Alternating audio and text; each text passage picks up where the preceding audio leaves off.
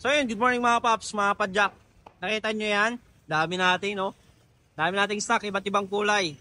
Sa amin, hindi namin tinuturing yung iba't ibang brand kahit magkakamukha namin. Naka-maze, hindi namin tinuturing silang mga kalaban.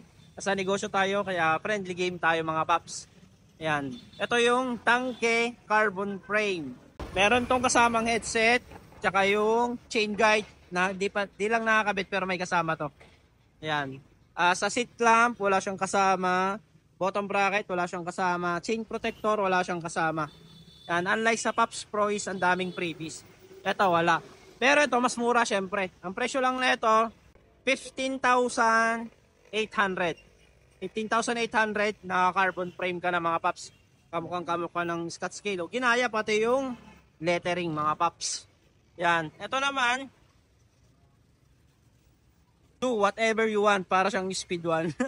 So ayan, available tayo sa white and black, sa mahilig purple and black, black and green. Ayan, hindi ko alam kung anong tawag sa green na to, pero para siyang black green yung combination.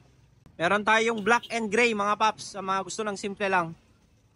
Available size ng mga frame natin, size 15 small tsaka 16.5.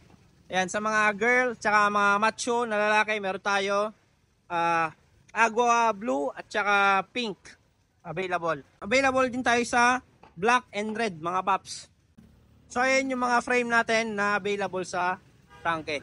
15,800, visit lang ito sa Pops Bike Shop. Thank you!